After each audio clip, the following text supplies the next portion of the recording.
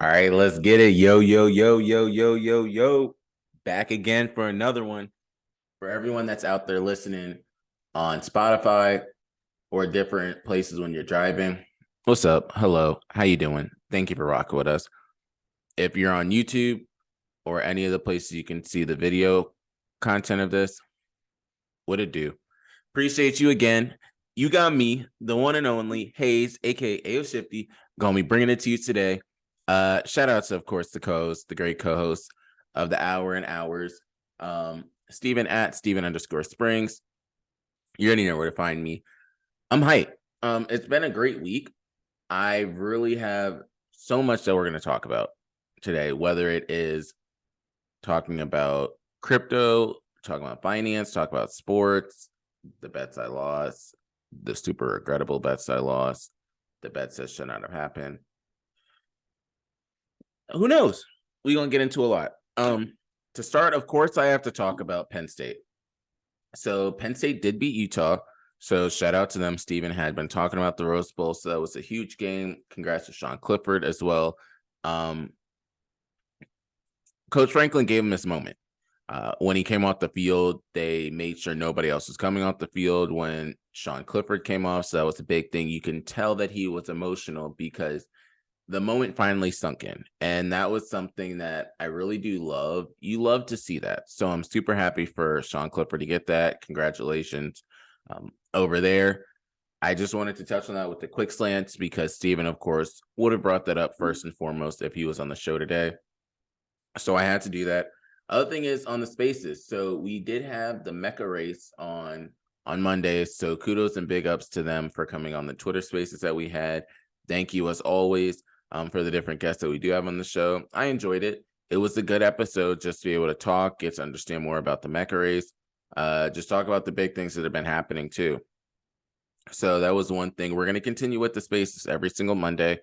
I do want to say that I potentially could be adding another spaces or working out the details where I could be helping out a team. So that's something I'm looking forward to. Another thing I'm trying to work on confirming is we might be able to bring you guys some more content, talking to different artists and stuff.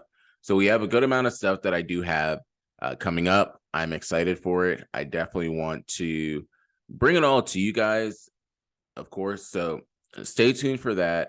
As always, thank you to all the people that listen and subscribe on YouTube, on Spotify. We're definitely trying to do bigger and better things this year. I know Steve and I have talked about different stuff that we want to do, and we're going to try and make it happen. That's the goal over there. So just going straight into the finance world, which is kind of like the big thing that I want to make sure to talk to everybody about.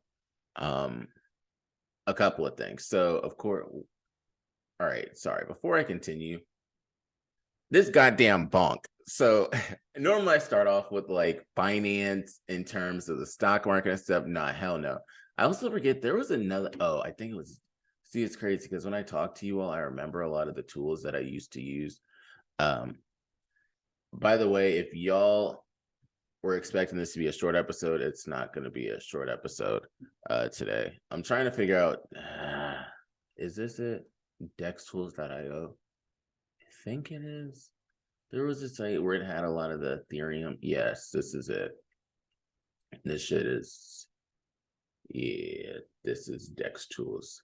I don't really need them. I've been using Bird's Eye. So I use a lot of different sites. This is what we're going to start with. So Bonk for everyone out there was first an airdrop. I don't even know which it was in two of my wallets. And I can't really tell you. I really couldn't tell you how I got it. Because the two wallets that I had it in could have only been like, I don't know. You really make me want to look up these things because I'd be I'll try and do it at another point in time, but I really couldn't tell you why we got the airdrop. Trying to figure out what is this. I'm trying to scroll through to figure out what happened in order for us to get this damn airdrop. Vandals, Blocksmith. I don't know. Who knows? We're just going to go with it and just call it a day. Well, so I had NFTs. And the NFTs I had, clearly they were able to get airdrop bonk. So I had in 2 wallets. I had one in like my main wallet, another one that I work with a couple of people and we get NFTs. And so I sold that at like $20 because I didn't think anything of it. I was listening to like a lot of the FUD, but I said, you know what? In my other wallet, let me just leave it. Let me not touch it. Let me not do anything with it. And I left it there. I ended up selling it. The bonk that I had, part of me is like, do I put some back? Matter of fact, I'm talking to y'all. I'm about to do this shit right now. Who the hell knows? I'll put like $50 in. Nah, go a little bigger, Christian. Because it's currently at a market cap, a fully diluted market cap of 323 million. So if it 2x from here, that would put it at an 8, basically. And that would be around 646 million. I could see it do another X up. There we go. It's like running, y'all. For anyone that doesn't know, like Bonk has been on a roll to all these different half the sites can't even keep up with it. I put limit orders in, and I don't think my limit orders are going to get hit at this point. Like I put limit orders at a 40% from what I thought this would have ended up being at, and that's clearly not going to happen. Let's see. Here's USDT. And I don't put in a lot anymore of the bonk into bonk. I maybe do. We can do 100. And we will just call it a day once that ends up going through. Now, here's my thing. This is when I do my little superstitious activity. If I put in if I put in to get bonk right now, actually, can I X this out? Let me do a limit order. Because it's not going to go up like it's going to go up. Let's put it that way. Also, so limit orders for everyone out there. Cool. You could do limit orders. Where is this point? What is this? So 3, 4, 5. 4, 5. For 12, let me do a custom one for 8 hours. Set period. It's 100. Place limit order. Boom. Okay. So what I just did for everyone out there, I was on jupe.ag. And what I love about them is you can do limit orders. So it's an aggregation site that I was able to place a limit order. Dope. Cool. Like I really love that you were able to do that. So I don't have to buy it at this price. If it hits my price target, then bam, I get in. So I technically will have 4 different price points. In one wallet, I put them in now. Another wallet, I basically did if it dropped 40% from where it is now, I would get in. And then another one, if it dropped an additional like 40%, I would get in. If it dropped 35% and then if it dropped 40%, I would get in. Then I just did one that if it drops like 15%. So I have those. Then I also put some more in. So it's kind of a 3-way win-win, because if it keeps going, all right, I just run with what I have. If it drops, okay, then cool. I'm able to get more and hopefully it runs back up and then dope. We're about to be bonk billionaires over here. But I'm not putting everything I have in. So that's the first thing I wanted to end up talking about. Bonk is something that a lot of people are saying, it's going to be the next Doge, it's going to be the next Shiba Inu. I don't think that. That's why I get like in and out. Another one I was in was Floki, so I do know how these things run. I remember GM was a token that people talked about. GM is clearly not anything really anymore. Let's see if we can even find GM. Yep, here it is, GM. Currently has a market cap of 1 million. And that's the thing. Everyone knows that. Yeah, the volume just like falls off on a lot of these. You need to get in and out. Bonk is not going to be around forever. Let's look at Kiba. Kiba Inu on total market cap 2 million. They're not around for a long time. Floki. Floki is on both. 75 million. But when is okay? So it's still okay. So Floki is still being charted. Cool. That's what I was trying to figure out. But I don't want to get too stuck on that. So what I'm going to go into is just talk to you about some of the NFTs that I have, some of the NFTs that I had. I did have 3 Tile pilots. I sold them. I had an Enforcer, a Resistance, and a Rebel. I sold them for profit. So far, I haven't seen the Enforcer or the Resistance get back to the price points that I was at. Plus, also, I'm seeing a Resistance right now at 47, which is right around the floor, which is 46.48. The Rebel is so far apart. Rebels are currently sitting at 63.89. I sold mine at 57 because I thought it was going to go down.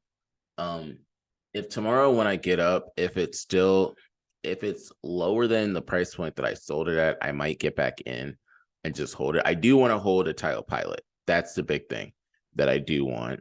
Because so Tile has Tile Robotics, Tile Infants, Tile Pilots.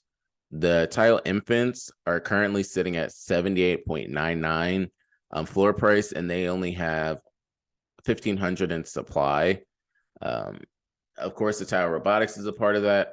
You'll already know if you look at my Twitter picture, I have a DGod.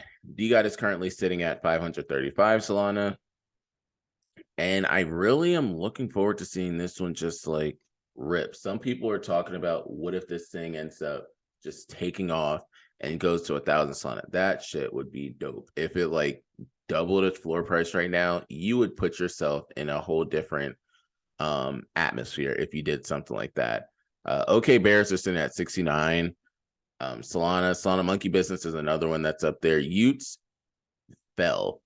They haven't done as good. Of course, there's going to be no airdrop for DGod, so Bonk was trying to stick it to them. ABC is currently at 200 Solana, which kudos to them because I was trading that joint at like 150. Jelly Rascals are another one that's out there. Jelly Rascals are currently sitting at 152. But I also got in like Cyber Samurais, Wise Whales, Immortals, Subbers. So I have been in a couple, but that's mainly what I wanted to talk about over there, just to give you all a little bit of a heads up and some knowledge of what I've been getting in and out. If you guys are interested in the NFTs, haven't really dove that much into cryptos per se because it hasn't really fluctuated that much. It's kind of stayed the same. So I'm making a lot of my money off of NFTs, flipping that so then I can put it into stables. And then later this year, I could start going, well, I would say probably in a couple of months, start going back into cryptos. Going over into the stock and finance side. So Amazon says it will cut over 18,000 jobs. That's more than it initially said it was going to cut. Salesforce is cutting 10% of its personnel. So that's more than 7,000 people.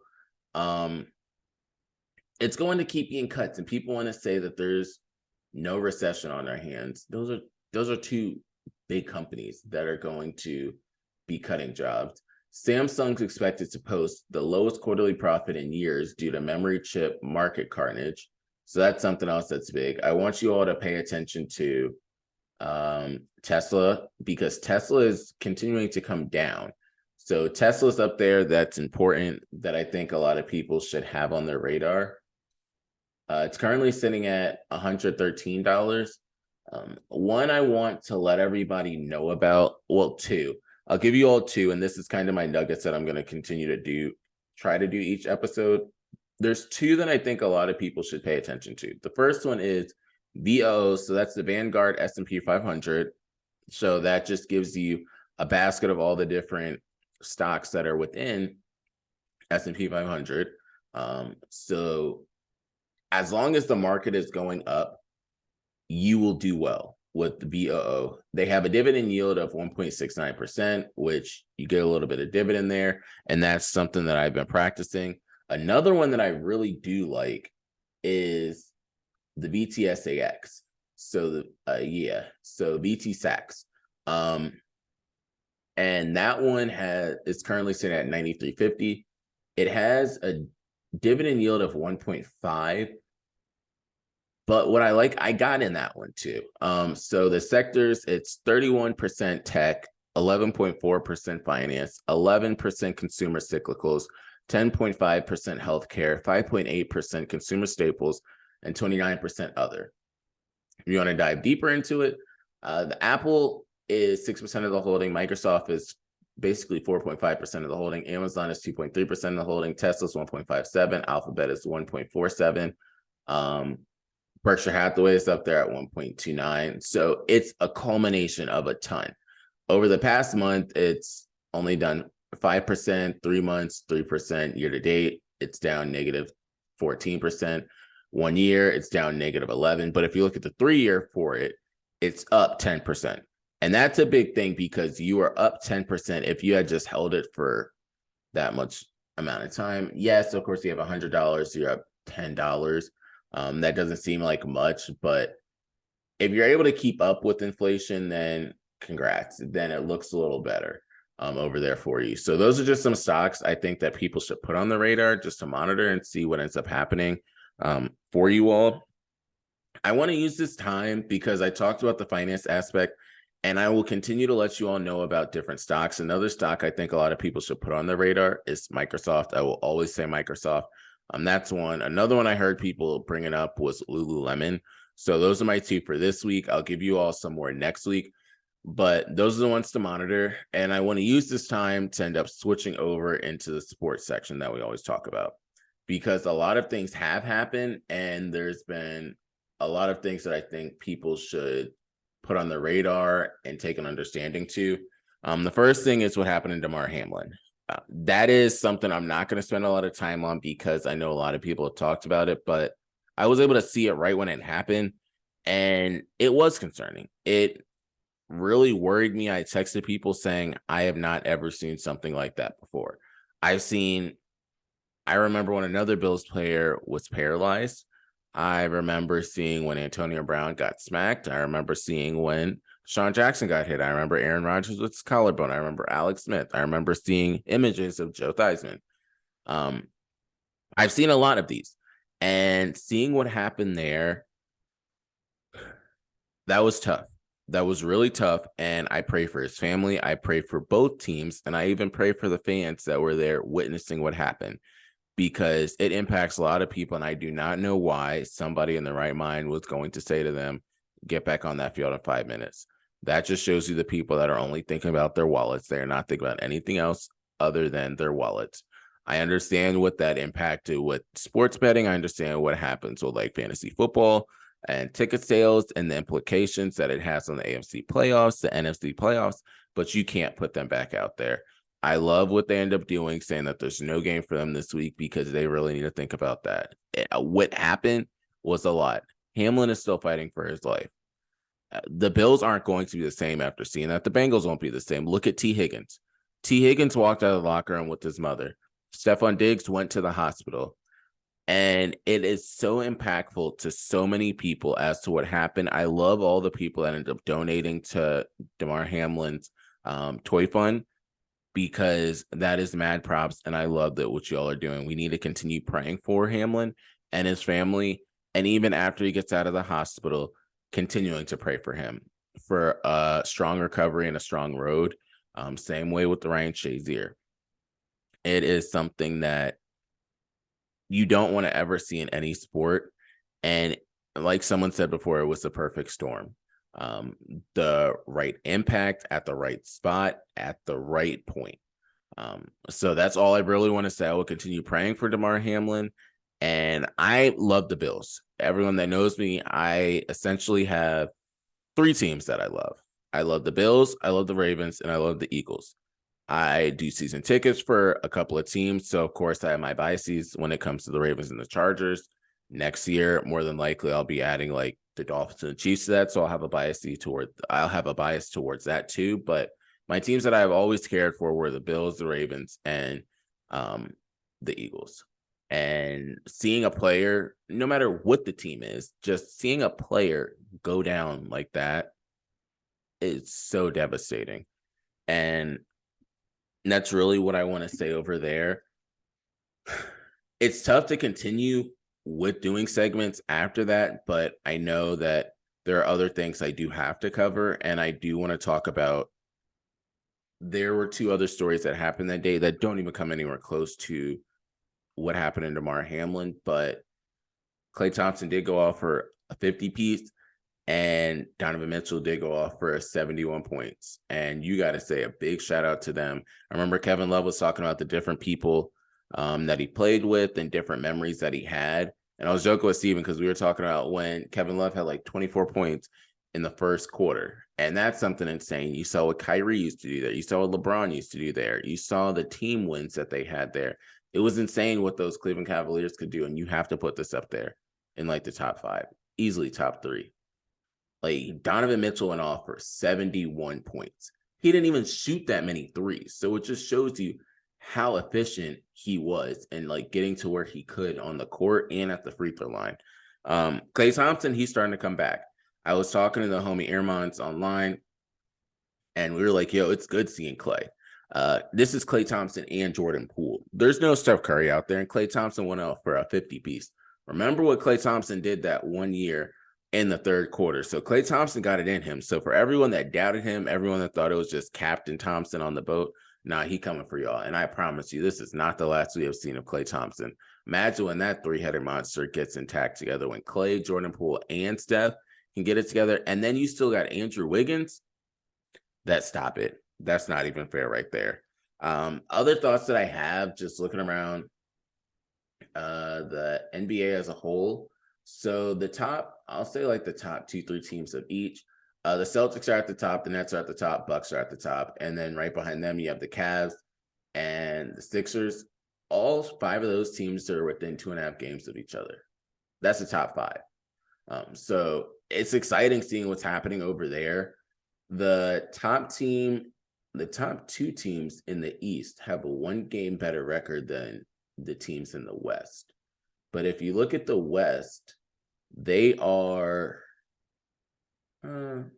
they're roughly about the same. The top 5 teams are all split up by 3.5 games. If you go, the top 9 teams are all split up by 5 games. But if you look in the East, I'll start there. Brooklyn Nets, they have 1 star that used to play in the West. Cleveland Cavaliers, they had a star that used to play in the West. Sixers, they have a star that used to play in the West. Pacers, they got a star that used to play in the West. Heat are fine. Knicks are fine. Hawks, they had a star that used to play in the West. Wizards, they got a mix of players that just played everywhere. If you look at the Nuggets, they got Jamal Murray back. So look at Jamal Murray and Jokic. The Grizzlies, John Morant is continuing to rise.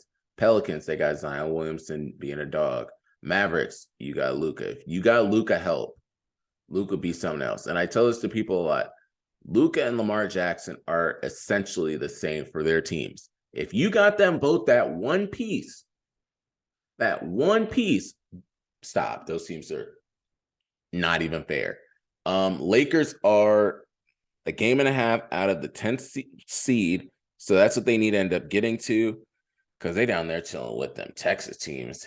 They got the Rockets down there, the Spurs down there, Thunder down there. I know that's Oklahoma. And the Timberwolves. That's really sad that the Timberwolves are 17-21 and they traded to get Rudy Gobert. So that's all for over there.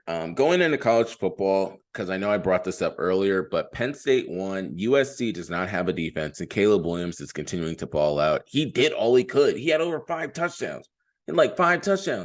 And yet, what else is he supposed to do? He can't do anything else. So USC needs to figure out what they're going to do on defense, because they have offense taken care of. But what are y'all going to do on defense? Because I think that's what needs to have a lot of focus. Recruit more on the defensive side. Caleb Williams is going to have the receivers. Caleb Williams is going to be a stud. He got 1 more year, essentially. And my man going peace. Go to the league. He going to be dope. Because this year you have CJ Stroud and you have Bryce Young. The next year, of course, Caleb Williams is probably coming out.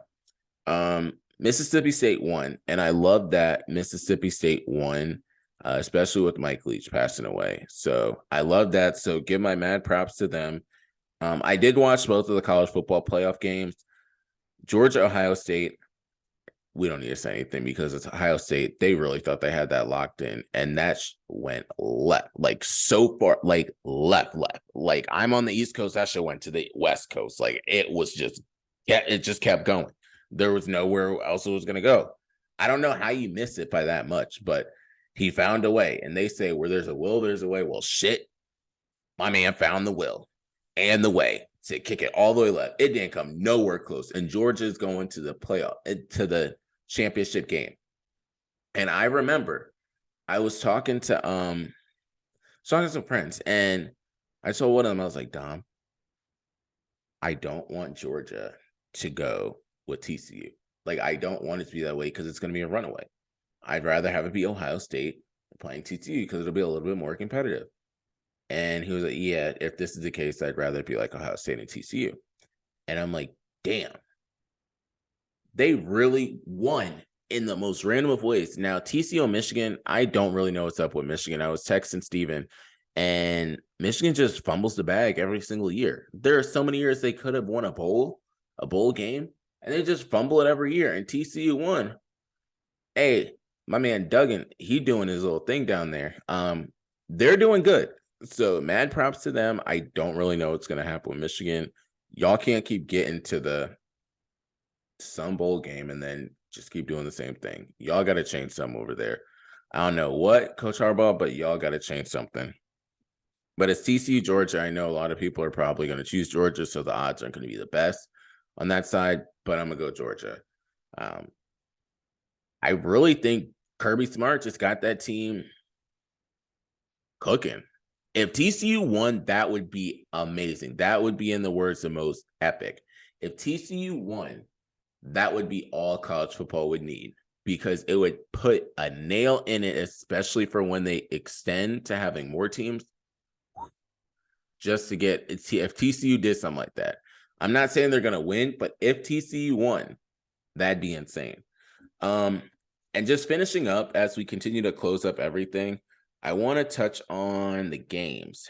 So that's the next thing we'll end up doing. So it's a big week 18. If anyone didn't know, it's final week of the regular season. So next time we're on the show, I will total up everything and give you guys the totals, records for both of us, and we'll go from there. So the first game is the Chiefs and the Raiders. You already know who I'm going with. I got the Chiefs. Steven has the Chiefs.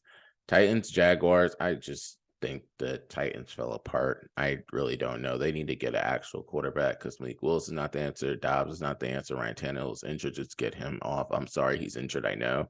But Titans, no. I got the Jags. And Trevor Lawrence, Christian Kirk, Zay Jones, Travis Etienne, they're doing something there. And I think that they can keep this up. They might have a stretch of like 1 to 2 years if they got it. But if the Colts figure out what the hell to do at quarterback, they will also be in this mix. The AFC South just is not one of those divisions that's super exciting. It's always just one that's going to take the cake. And I think this year it'll be the Jags. Bucks and Falcons. They said they're playing Tom Brady, so I'll go with the Bucks. If they weren't playing Tom Brady, then I might have gone with the Falcons, depending on who they rested or not, because Desmond Ridder is getting decent wins. But I have the Bucks. Steven has the Bucks in that as well. Patriots, Bills. It's going to be do it for Hamlin. So I have the Bills in that one. Steven has the Bills as well. Vikings, Bears. Justin Fields is not playing, so I'm going with the Vikings. Steven has the Vikings. Ravens, Bengals. This game,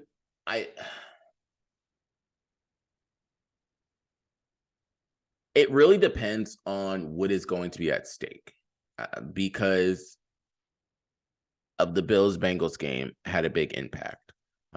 What they can do, the Ravens can move up to 5 if the Chargers lose and they win. I don't even know if they're going to play Lamar Jackson. I don't know if Lamar is just going to be like I'm not playing again this season until y'all pay me, or what the case is going to be. But if they have something to play for, I'm going with the Ravens. If they do not have anything to play for, I'm going with the Bengals. Although the Ravens pissed me the hell off because that defense messed up that game against the Steelers, and y'all cost a lot of brother money. Steven has the Bengals. Texans, Colts. I'm going with the Colts because I think the Texans just want to get that number one spot, and then they could choose who the quarterback is for them, and life is just fine for them again. Jets, Steven got the Colts. Jets, Dolphins. They're on their third string quarterback on the Dolphins, so I'm going with the Jets. But Zach Wilson, I think his time is done. Steven has the Jets as well. Panthers, Saints. I like the way the Panthers are playing, so I'm going with the Panthers. I like what they've been doing recently, but my only other thing is the Saints did just beat the Eagles. I don't know. They're playing in New Orleans, so I'm going to change my pick and go with the Saints. So Steven and I aren't choosing the same thing. Steven has the Panthers. I'm going to go with the Saints. Browns, Steelers. I'm going with the Steelers because I think that they will have a winning season over there in Pittsburgh again, and they'll do really good. I also pay attention because these games are starting to come together for Deshaun Watson. When he starts getting over like 200 passing yards, 3 touchdowns, we'll start clicking. So I think next year will be a big year for Deshaun Watson, but I have the Steelers in this one. I'm excited for next year because in one of my leagues, I get to keep 3 players that were not drafted within like the top 1 or 2. So I finally could start getting together a little team. Some people have like Justin Jefferson for a long time, Jalen Hurts, and all that stuff pisses me off. But now I can start crafting my own little team because I have different wide receivers like Christian Watson, DeAndre Hopkins, Chris Olave, Deshaun Watson. So I can figure out 3 of them in that category and bring them in with me for next year. The next game I have is Chargers, Broncos. You already know who I always go with. I go with the Chargers. Steven got the Chargers. Steven also had the Steelers. Giants, Eagles. If Jalen Hurts is playing, I'm going with the Eagles. If the Eagles lose this one, that's huge because they would have gone from being in that first place slot to having to play next week, and they don't want to have that happen. So the Eagles, I'm rooting on them to win. That's kind of my big thing over there, especially because if they lose, they might not even get the NFC East. Steven has the Eagles as well. They're playing in Philly, so I hope that ends up helping. 49ers and Cardinals. I have the 49ers in this one. Brock Purdy and that 49ers team has been playing together. Steven has the 49ers too. It's also going to be one of those if Brock Purdy's playing the way he's playing, do you need Jimmy G? And you don't have to worry about that salary. And also, you can let Trey Lance just rest. And the other big thing is, if Brock Purdy has another good year next year, do you need Trey Lance? Or can you trade away one of them and then start to build your future around Brock Purdy? And then that's a huge story of mystery relevant to relevant. So we'll see with that. But I got the 49ers. Don't even get me started if Brock Purdy and the 49ers won the Super Bowl. That would be insane. But the next game is the Rams and the Seahawks. We both have the 49ers, but Rams and Seahawks. I have the Seahawks in this one. I think the Rams just are done. Baker Mayfield is trying. He's putting in work each and every week. Steven and I both have the Seahawks. Cowboys and Commanders. But that team sucks. Like, Commanders just went the wrong way. Carson Wentz throwing interceptions. I think his time is done. I don't think the Commanders are going to win. I really think that the Cowboys are going to win. Lions, Packers. There's one person I can't bet against. There's 2. I can't bet against Tom Brady, and I can't bet against Aaron Rodgers. It's just one of those things. They both find a way to make it to the playoffs. You have all these stories around them, and they find a way to make it to the playoffs. And I think this year is no different. And I think that the Packers do get it. It's the final games for that final spot. And another thing that is on the line for it. So, for example, if the Seahawks win, there's nothing to play for the Lions. If the Seahawks lose, the Packers or Lions, whoever wins that gets in. If the Seahawks win, the Packers for sure need to win. So it's kind of how it is. Those two games do play important because Rams Seahawks indicates Seahawks win. They need to see what happens in that Packers Lions game. Seahawks lose, it's Packers Lions. So either way, those last two games are going to be important for that wild card spot to be had. I'm excited for it, looking forward to it just as a football fan, just to be able to see what happens and just to see what will happen going forward within the playoffs. What's going to happen next week, what's going to happen with the Super Bowl wise, what's going to happen with the amount of teams that are going to be in the playoffs, how that plays out. We haven't had a lot of snow games, which is a little concerning, but what is going to happen with the different weather games if we have to deal with that? A lot of these teams started to build domes. So who the hell knows what's going to go on? That's really everything I wanted to talk about there. I have to give a huge shout out and a big salute to the homies over in like Wasta Corp and my different NFT groups that I'm a part of. They've really been huge for me, like day in and day out, just being able to look at what they're doing. Oh, that's Rebel.